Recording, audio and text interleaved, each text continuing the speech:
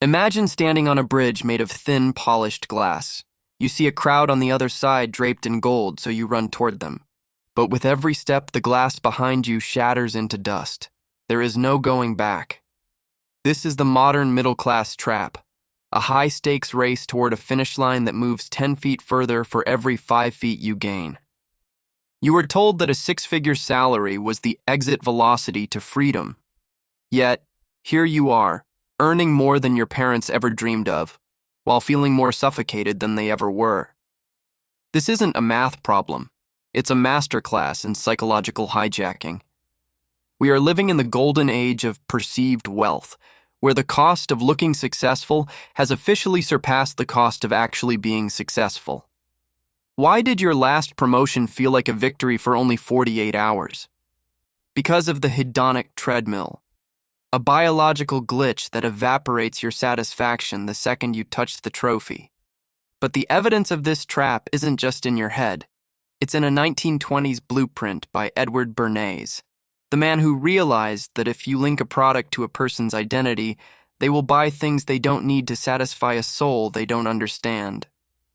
This Bernays effect is why a $1,000 phone is sold as a status symbol rather than a tool. You are paying a crushing social tax to signal loyalty to a tribe you can't actually afford. Every luxury lease is a brick in a wall separating you from true autonomy. The system doesn't want you to be wealthy. It wants you to be a high-yield consumer, a human battery that produces maximum value for the economy while retaining zero for itself. You aren't building a life. You are being farmed for your ambition. As you look at those who seem to have made it, face this terrifying contradiction. Why do the truly powerful often look invisible, while those draped in logos are usually one missed paycheck away from total erasure?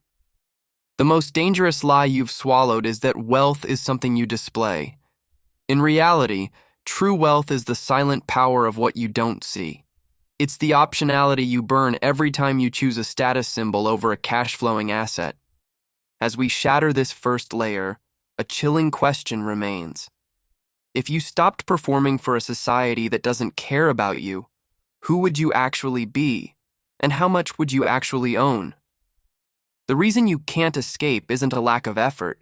It's because you are fighting a ghost, the Cantillon Effect.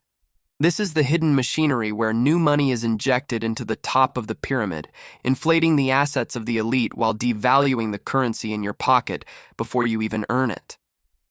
By the time your paycheck hits your account, its real value has already been harvested. You are participating in a system designed to turn your savings into someone else's cheap capital. This is the institutional vacuum. Banks take your hard-earned deposits, pay you a symbolic 0.01% interest, and then lend that same money back to you at 15% through credit cards to buy products made by the very corporations they own. You are effectively paying to borrow your own labor. To break this cycle, you must undergo a linguistic shift. The wealthy don't buy things, they acquire cash flow velocity. While the middle class is obsessed with the sticker price, the 1% is obsessed with recapture. They don't buy a luxury car, they buy a private debt contract that pays for the car. They don't save for the future, they hedge against it. This isn't just math, it's a refusal to pay the tax on ignorance. But here is the final, most uncomfortable truth.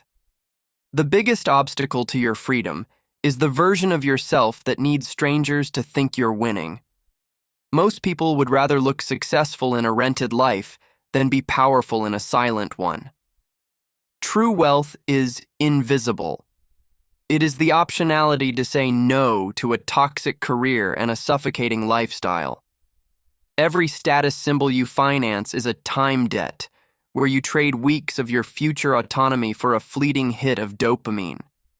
The secret reason you're still broke is that you've been playing a game where the rules were written by the people who profit from your exhaustion.